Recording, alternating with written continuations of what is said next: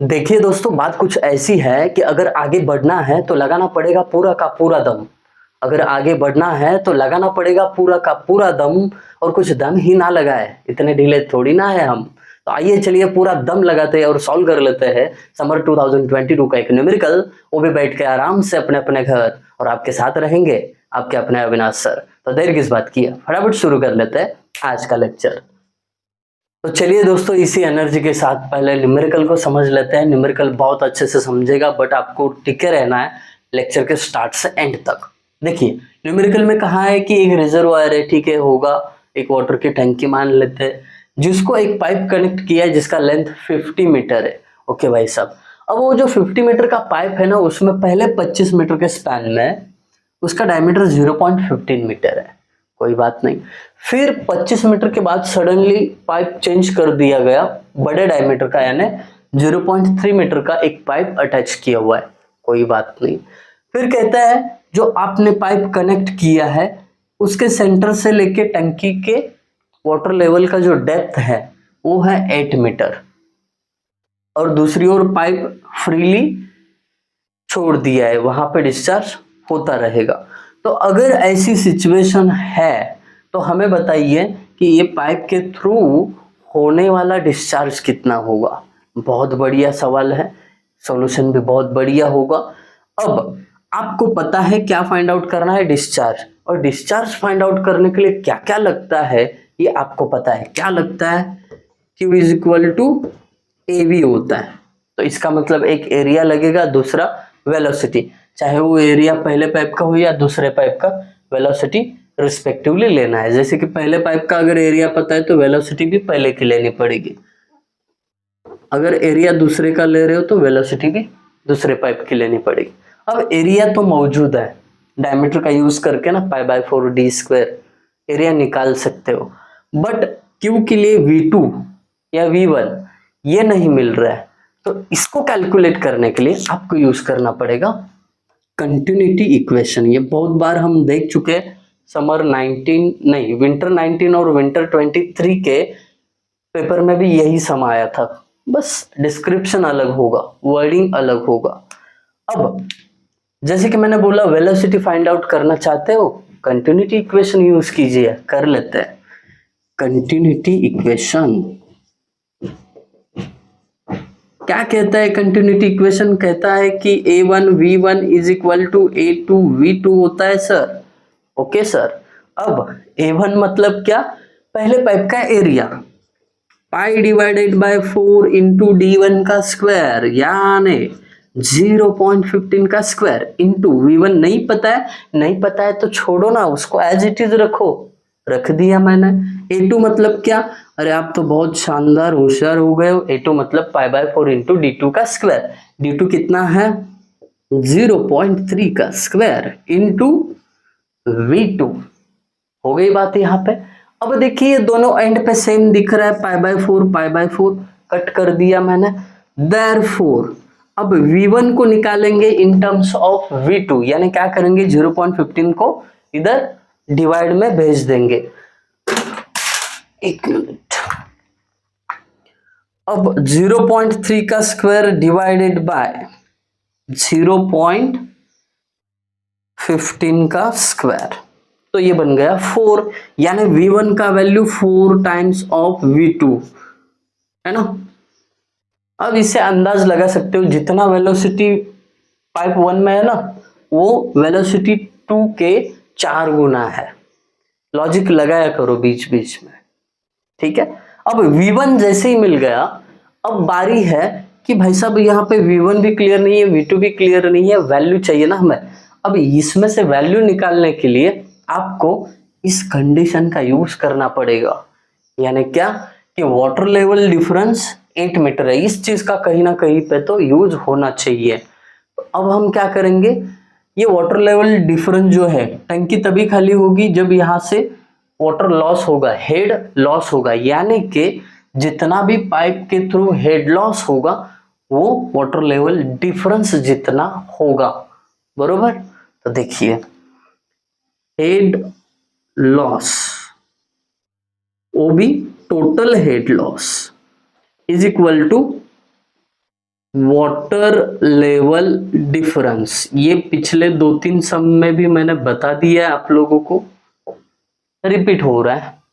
अब आगे बढ़ते हैं। टोटल हेड लॉस मतलब कौन से लॉस हो सकते हैं? पहला, पाइप के एंट्री में, तो पहले मैं लिखूंगा एंट्री लॉस।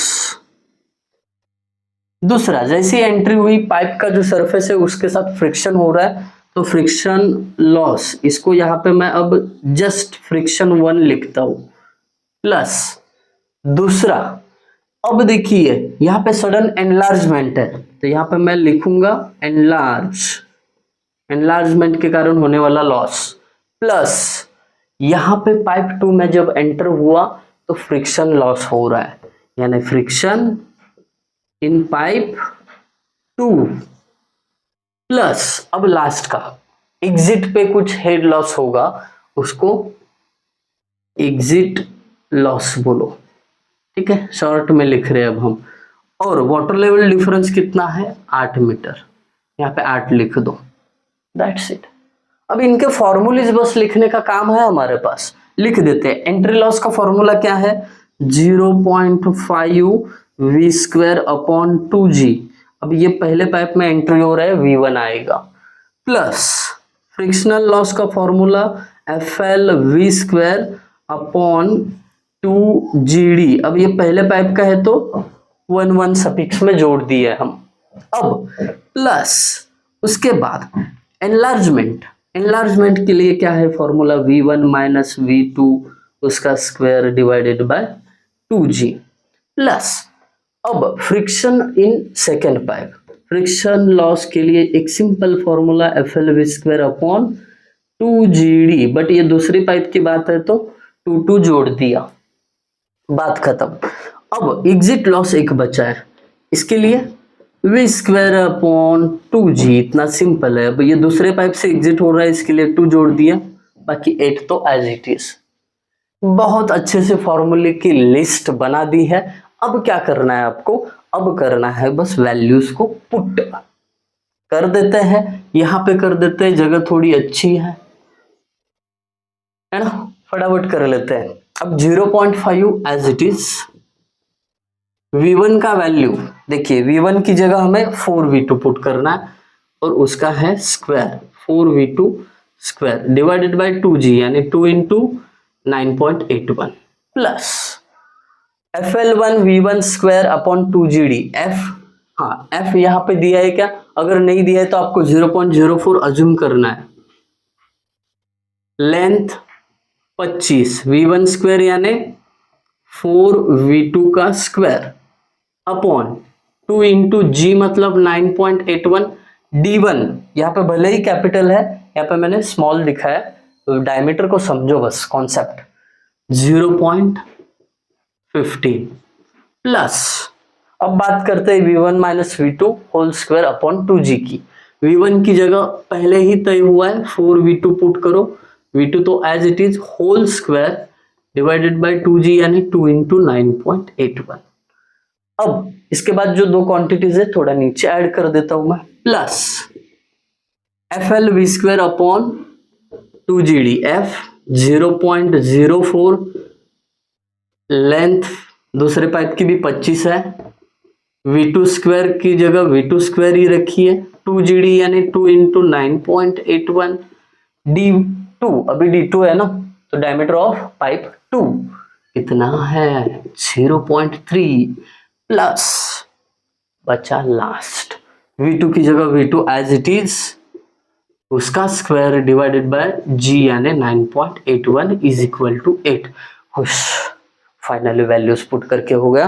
बस एक चीज आपको यहाँ पे दिख रही होगी कि v2 हर जगह पे कॉमन है ना, v2 तो v2 के फॉर्म में सारे टर्म्स मिलेंगे आपको, तो हमें क्या करना है? v2 को छोड़ के बाकी जितने भी डिजिट्स है उनका कैलकुलेशन और साथ में v2 लिखना है। तो चलिए फटाफट कर लेते हैं। 0.5 इंटू 4 का स्क्वायर 16 है ना, 4 का स्क्वायर 16 डिवाइडेड बाय 2 इंटू 9.81, तो इसका कैलकुलेशन कितना हो जाएगा?